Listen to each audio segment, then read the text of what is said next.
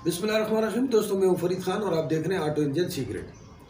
दोस्तों, जहां पर भी इंजन इस्तेमाल होगा उसके साथ एक लफ्ज़ जो है वो आपको सुनने को मिलता है, जिसको हम कहते हैं इंजन ऑयल। यानी इंजन ऑयल जो है वो इंजन के लिए उतनी ही ज़रूरी है जितनी हमारी बॉडी के लिए ब्लड की ज़रूरत होती है।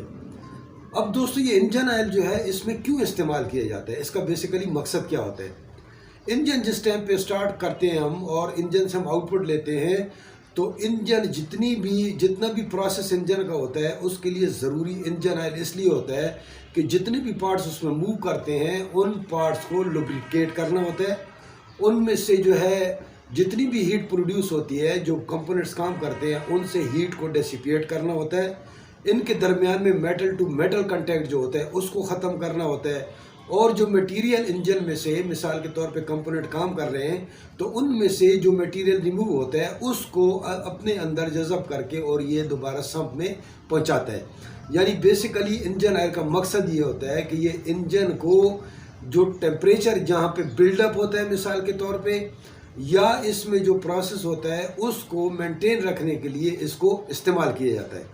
तो दोस्तों, इंजन की लाइफ को प्रोलॉन्ग करने के लिए यानी कंपोनेंट्स की लाइफ को बढ़ाने के लिए ज़रूरी है कि इंजन ऑयल जो है वो प्रॉपर इस्तेमाल किया जाए। और इंजन ऑयल प्रॉपर हम किस तरह इस्तेमाल करेंगे, मिसाल के तौर पे मोटरसाइकिल इस्तेमाल कर रहे हैं या गाड़ी इस्तेमाल कर रहे हैं, तो उस गाड़ी का जो ओनर मैनुअल होता है उसमें मैन्युफैक्चरर जो आपको बता देता है वो ही जो है एक्यूरेट उसका ग्रेड होता है।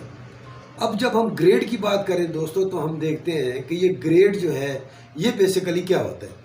जब भी हम इंजन ऑयल परचेज करके जो पैकिंग होती है उसमें आपने देखा होगा कि दो चीज़ें उसमें मेंशन होती है।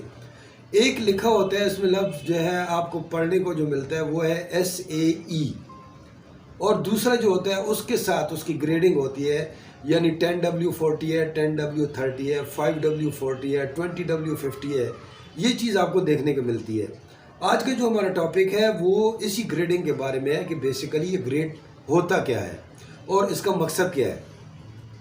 दोस्तों, ऐसे ही जो यहाँ पर लिखा जाता है जो आपको देखने को मिलता है, ऐसे ही का मतलब है सोसाइटी ऑफ ऑटोमोटिव इंजीनियर्स।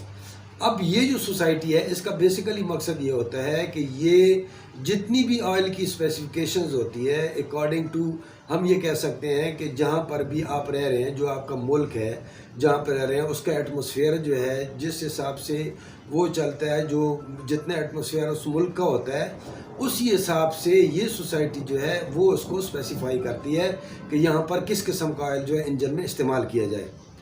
अब दोस्तों, इसमें जो ग्रेडिंग की जाती है उसमें आपको जो है दो चीज़ें मिलती हैं। एक तो आपको फिगर मिलता है और दूसरा उसके साथ एक जो है ना आप अल्फ़ाबेट नज़र आपको आता है W।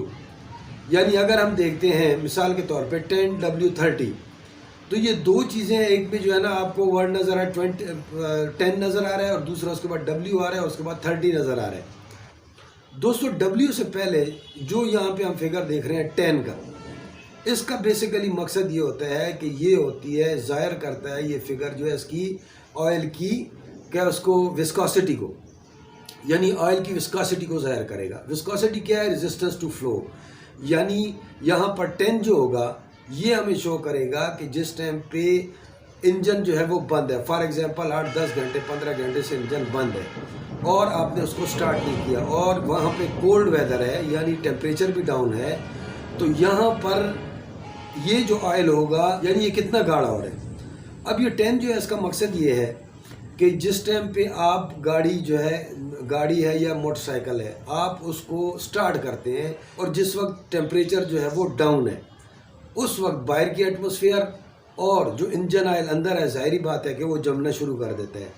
अब यहाँ पर जो 10 होगी ये इसका रेजिस्टेंस टू फ्लो होगा। यानी मिसाल के तौर पे हम इसको इस तरह लेते हैं कि आप अगर एक पानी के गिलास को दूसरे गिलास में जब आप डालते हैं तो जाहिर बात है वो आसानी से जो है वो ट्रांसफ़र हो जाता है।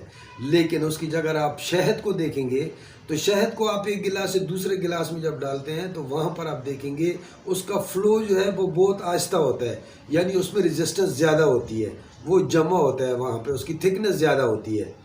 अब ये चीज़ जो है यहाँ पर देखी जाती है कि अगर टेम्परेचर डाउन है और यहाँ पे हम अगर 10W30 इस्तेमाल कर रहे हैं तो इसका रेजिस्टेंस जो है वो ज़्यादा होगा। लेकिन अगर 10 की जगह आप 5 इस्तेमाल करेंगे 5W30, वो इससे बेहतर होगा। यानी इसमें ये ऑयल जो होगा वो थिन होगा, थिक नहीं होगा ज़्यादा। और 5 की जगह आप अगर 0 इस्तेमाल करेंगे, 0W30, तो वो इससे भी बेहतरीन होगा, क्योंकि उसमें जमने की वो सलाहियत नहीं रहेगी, तो उसमें वो थिन हो जाएगा, यानी वहाँ पर उसकी सर्कुलेशन बेहतरीन होगी। अब दोस्तों हम देखते हैं W के बाद का जो है फिगर। अब बेसिकली जो W होता है, इसका मकसद क्या होता है, ये चीज़ हम मुझे पहले आपको बतानी चाहिए थी, बहरहाल सॉरी। अब मैं आपको इसको क्लियर करता हूँ कि W stand for winter. Winter का मतलब ये है कि सर्दी का मौसम है, और आप जिस टाइम पे 10 को यूज़ कर रहे हैं तो उसका मकसद ये है कि सर्दी में 10 जो ये ग्रेडिंग जो दी है, इसका फ्लो कितना है, इसकी विस्कोसिटी कितनी है। अब जैसे अभी हमने इसको डिस्कस कर लिया, इसकी विस्कोसिटी को। अब हम W के बाद जो आपको राइट साइड पे नज़र आ रहा है, ये है 10W, इसके बाद जो फिगर है वो है 30।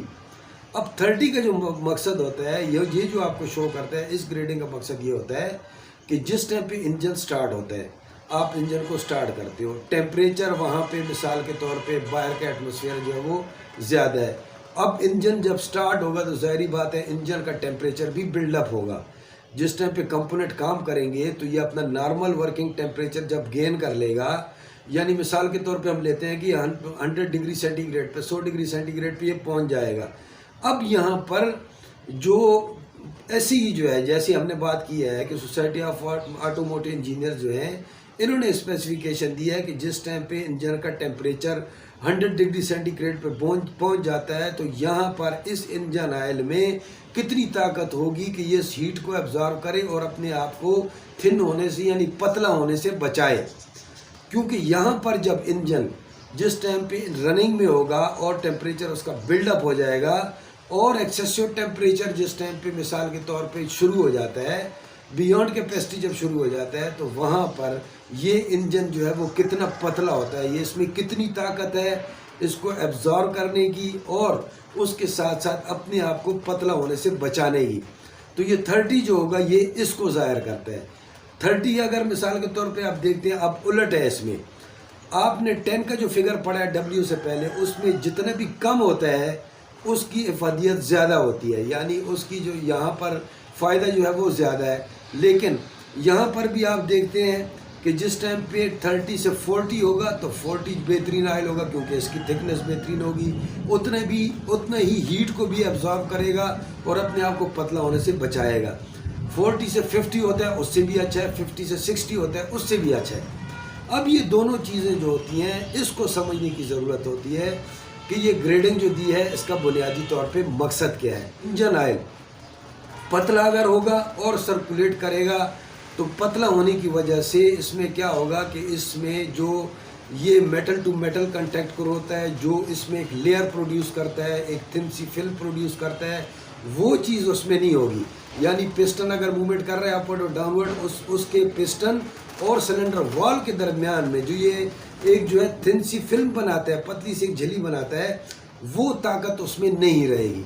तो इसलिए स्पेसिफाई किया जाता है कि आप एटमॉस्फेयर के हिसाब से बाहर के एटमॉस्फेयर को भी देखें और इंजन के टेम्परेचर को भी देखकर ग्रेड को सिलेक्ट करें। यहाँ पर सबसे जो है बेहतरीन काम ये होगा कि हम ओनर मैनुअल को फॉलो करें। ओनर मैनुअल अगर आपको बता रही है कि आप 10W30 जो है इसमें इस्तेमाल करें, तो आपको चाहिए कि आप 10W30 जो है वो इस्तेमाल करें। वो कह रही है 20W50 आप यूज़ करें, तो आप 20W50 यूज़ करें।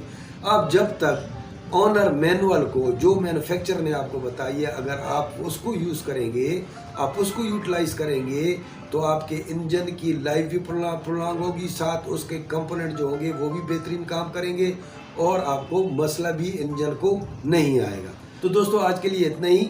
आज हमने डिस्कस किया है इसके ग्रेड के बारे में। अगर ये वीडियो आपको पसंद आई है तो आप काइंडली इसको लाइक करें, सब्सक्राइब करें और बेल आइकन को भी प्रेस करें, ताकि आने वाली नई वीडियोस का नोटिफिकेशन भी आप तक पहुंचता रहे। अल्लाह ताला आपका हामी और नासिर हो। आपका बहुत बहुत शुक्रिया।